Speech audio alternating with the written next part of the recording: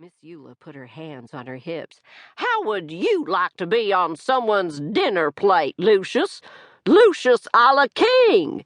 Lucius and his workers didn't know which way to run first as they tried to shush the puddle of chickens left at their feet. Miss Eula flounced back into the car. She jerked the gear shift into drive and pulled out of Peterson's egg ranch, weaving the big car slowly right and left as she dodged chickens and stirred up dust. "How many did we get?" "We got 3. They're red." Next to Ruby sat 3 of the most pitiful-looking, nervous creatures she had ever laid eyes on. They clucked and stared at her. "3? That's a good number, a lucky number. You are a good partner, Ruby Lavender, for a 9-year-old. Miss Eula winked at Ruby. "And you are a good getaway driver for a grandmother." Ruby winked back. "Folks will keep eating chicken all right, but they won't eat these 3 now, will they?" "They surely won't," said Ruby. "I can't wait to get to know 'em." "We'll get to know them together." The car traveled smoothly down the country road. The chickens squawked and flapped and put up a ruckus. Miss Eula's and Ruby's eyes met in the rear-view mirror. They smiled at each other. They giggled. And then they laughed and laughed. June 6th. Ruby finished the letter she was writing and folded it 3 times quickly. She jumped up, knocking her chair backward, and shoved the note into the big front pocket of her overalls. Then she raced outside, slapping the screen door against the house.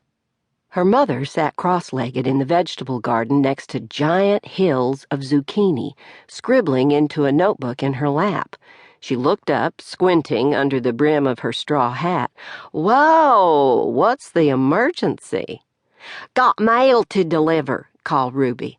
"Important mail. A matter of life and death." "Be home for supper, if you're still alive." Ruby waved a hand raggedly and ran. Her bare feet slapped the dirt road, and her ponytailed red hair leaped all over the place, like a fire chasing her down the hill. She took the long way into town. She always did, since the accident. When she came to the town sign, she leaned against it to catch her breath. "Welcome to Halleluia, Mississippi. Population, 400 good, friendly folks, and a few old soreheads." Every storefront in Halleluia faced Main Street. Behind the stores ran a sandy lane. Ruby followed it past the back of the laundromat and the bank to the post office. She patted her pocket. Yes, the note was still there. Behind the post office grew a majestic silver maple tree.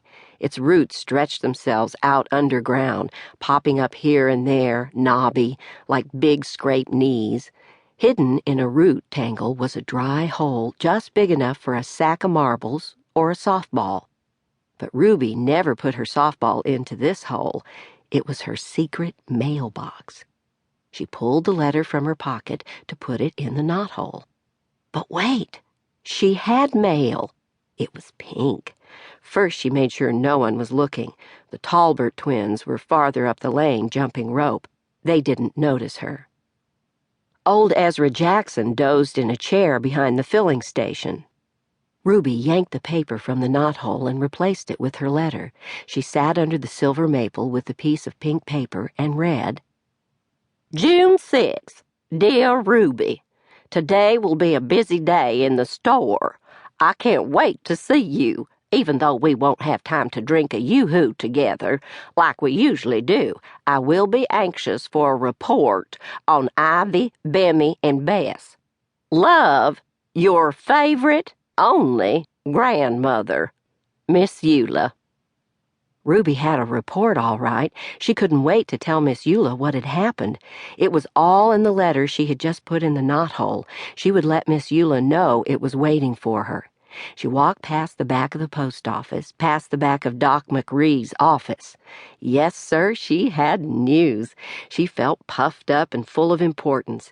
She sauntered, pleased as she could be, through the back door of Miss Mattie Perkins' general store. June 6th.